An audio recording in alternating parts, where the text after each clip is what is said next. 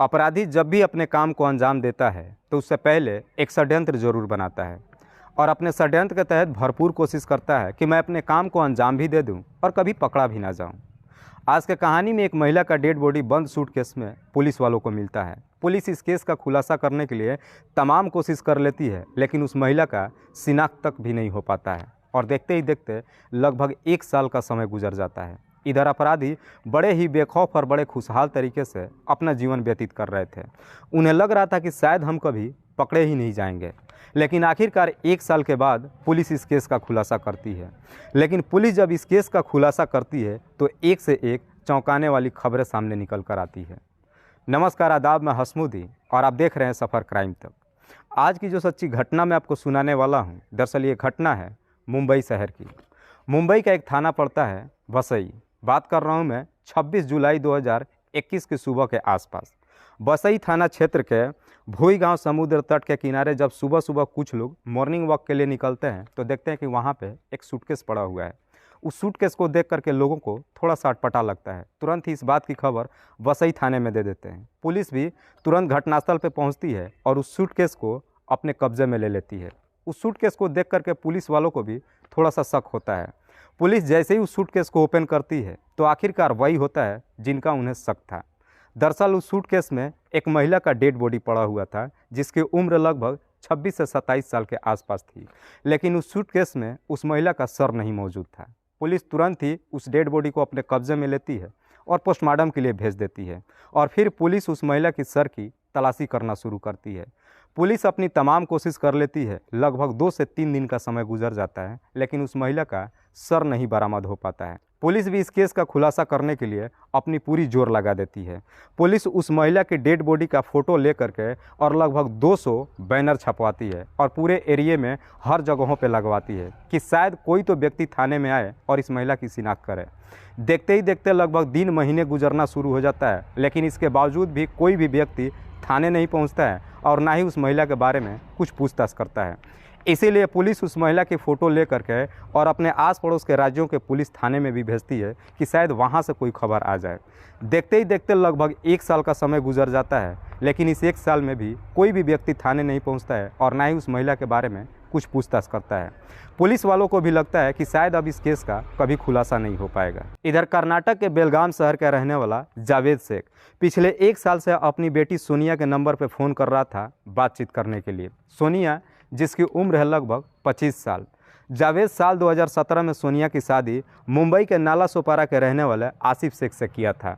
1 साल से जावेद सोनिया के नंबर पर फ़ोन करता है, लेकिन हर बार सोनिया का नंबर स्विच ऑफ बताता है। इसीलिए जावेद अपने दामाद आसिफ के नंबर पर फ़ोन करता है। रिंग जाती है, आसिफ फ़ोन भी उठाता है, लेकिन हर बार रॉन्ग नंबर बता करके फ़ोन कट कर देता है। इसीलिए जावेद सोनिया से मिलने के लिए मुंबई जाने की तैयारी कर देता है, लेकिन कोरोना महामारी होने की वजह से एक राज्य के व्यक्ति को दूसरे राज्य जाने में काफ़ी दिक्कत होती है।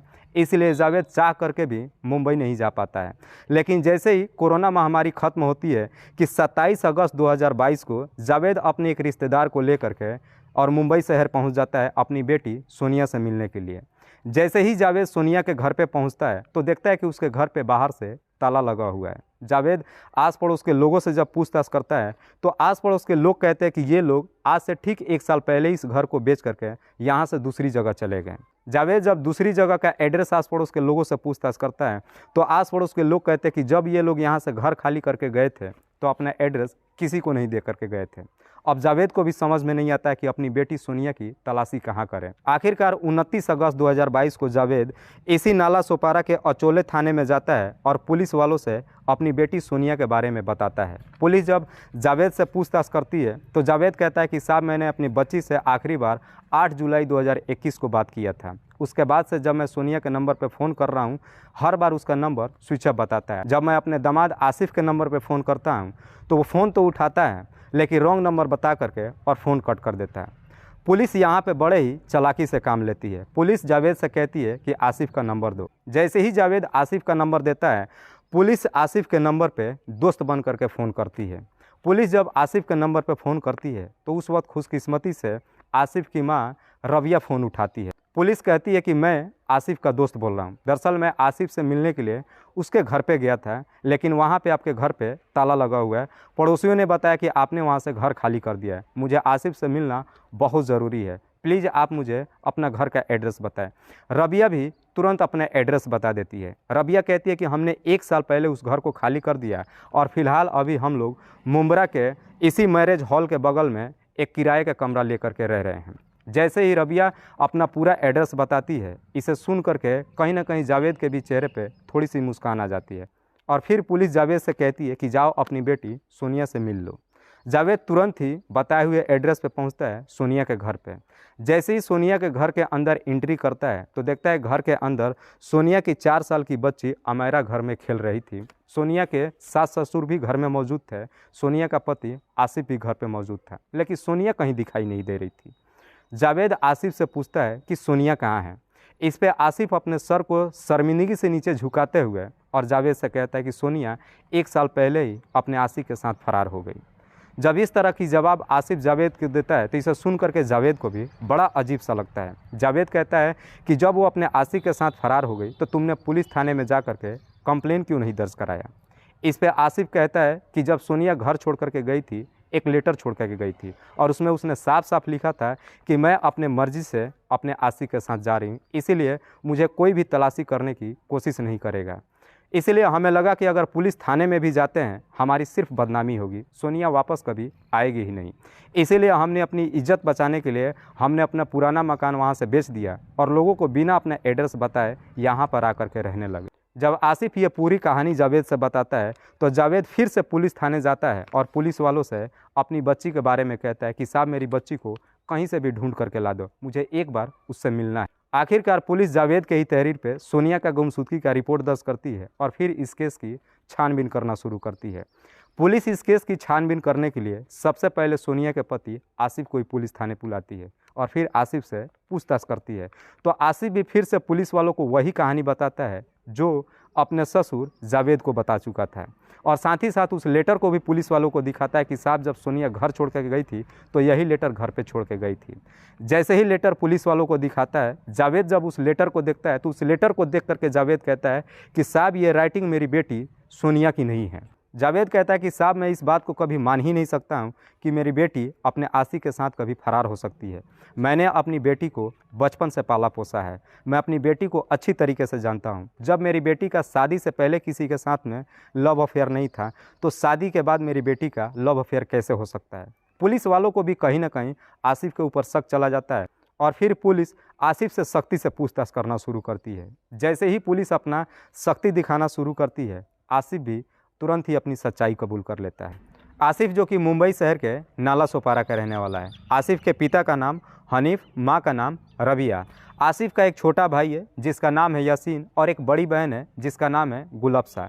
गुलफ्सा के बहुत साल पहले ही शादी हो चुकी है जिसके पति का नाम है यूसुफ। आसिफ साल 2017 में सोनिया से शादी कर अपने घर लेकर आता है। सोनिया जिसके माता पिता बचपन में इस दुनिया को छोड़ के जा चुके हैं। जावेद सोनिया के चाचा हैं।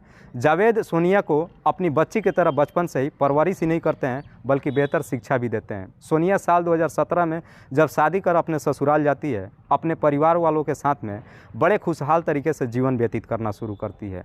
लगभग 1 साल का समय गुजरता है और इस 1 साल में आसिफ की एक बेटी होती है जिसका नाम अमायरा रखते हैं। अमायरा जब 3 साल की हो जाती है, एक दिन आसिफ अपने पत्नी सोनिया से कहता है कि मैं अपनी बेटी को अपनी बहन गुलफ्सा को गोद देना चाहता हूँ। जैसे इस तरह की बातें आसिफ सोनिया से कहता है, सोनिया इसे सुन करके इस बात के खिलाफ हो जाती है और कहती है कि मैं अपनी बच्ची को किसी को गोद नहीं दूंगी।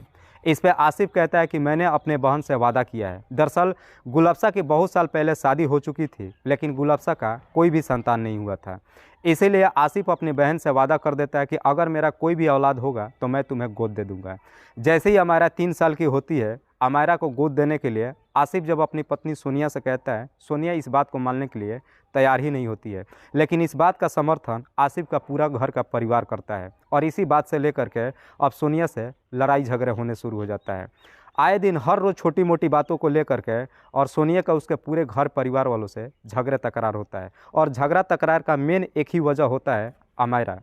आसिफ सिर्फ एक ही बात कहता है कि अमायरा को मेरी बहन को गोद दे दो, लेकिन सोनिया कभी भी इस बात को लेकर के तैयार ही नहीं होती है। आखिरकार आसिफ को लगता है कि सोनिया को रहते हुए अमायरा को कभी भी अपनी बहन को गोद नहीं दे सकता है। इसीलिए सोनिया को इस दुनिया से हटाने का उसका पूरा परिवार मिल करके एक षड्यंत्र बना देता है और फिर इस काम को अंजाम देने के लिए एक तारीख तय की जाती है, 21 जुलाई 2021। 21 जुलाई 2021 को बकरीद का त्यौहार होता है और इसी त्यौहार के दिन आसिफ का पूरा परिवार सोनिया का हाथ पैर बांध करके और उसको एक पानी के ड्रम में डाल देते हैं और काफ़ी देर तक उसी में छोड़ देते हैं, जिसकी वजह से उसी पानी के ड्रम में सोनिया की मौत हो जाती है।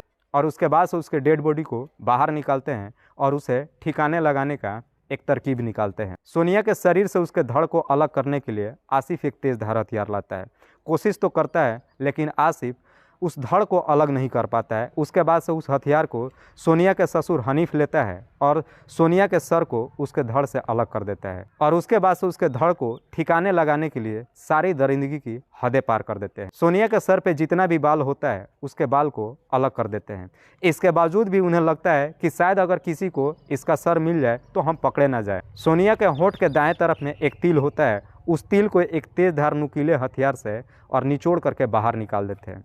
उसके सर को इतना काफ़ी बुरे स्थिति में पहुंचा देते हैं कि अगर उसे कोई देख भी ले तो पहचान नहीं सकता था। उसके बाद से आसिफ और उसका छोटा भाई यासीन उसके सर को एक पॉलीथीन में पैक करके और इसी मुंबई अहमदाबाद के रोड पे ले जा करके फेंक करके वापस घर चले आते हैं। और फिर उसके बाद से सोनिया के डेड बॉडी को एक चादर में लपेट करके एक काले कलर के सूटकेस में पैक करते हैं और फिर आसिफ रात्रि के 2 बजे के आसपास अपने बहनोई यूसुफ के नंबर पे फ़ोन करता है। यूसुफ एक गाड़ी ले करके और आसिफ के घर पे पहुंचता है और उस सूटकेस को उस गाड़ी में लोड करके ले जाते हैं और फिर इसी बसई थाना क्षेत्र के भोई गांव समुद्र तट के किनारे फेंक देते हैं और वापस अपने घर चले आते हैं। वाकई में दोस्तों, जब ये पूरी कहानी आसिफ पुलिस वालों को बताता है तो पूरे 1 साल के बाद सानिया के डेड बॉडी का खुलासा होता है। आसिफ के तहरीर पे पुलिस आसिफ के टोटल परिवार को अपने कस्टडी में लेती है, लेकिन जब इस केस का खुलासा करती है, खास करके इसका असलियत जब सोनिया के चाचा जावेद को जब मालूम चलता है तो दहाड़े मार करके रोना धोना शुरू करता है और पुलिस वालों से कहता है कि वाकई में सोनिया बेहद ही बदनसीब थी। बचपन में उसका माता पिता इस दुनिया को छोड़ के चले गए, बड़ी मुश्किल से मैंने उसका परवरिश किया और अच्छी शिक्षा दे करके मैंने उसकी शादी किया, लेकिन उसका किस्मत ने यहाँ भी साथ नहीं दिया। फिलहाल अमायरा अपने नाना नानी के साथ रह रही है। दोस्तों, इस कहानी को सुनाने का उद्देश्य मुझे किसी को परेशान नहीं करना है, किसी को तकलीफ़ नहीं पहुंचाना है, बस आपको बताना है आप जहां भी रहें सुरक्षित रहें और अपनों का ख्याल रखें। तब तक के लिए जय हिंद, जय भारत।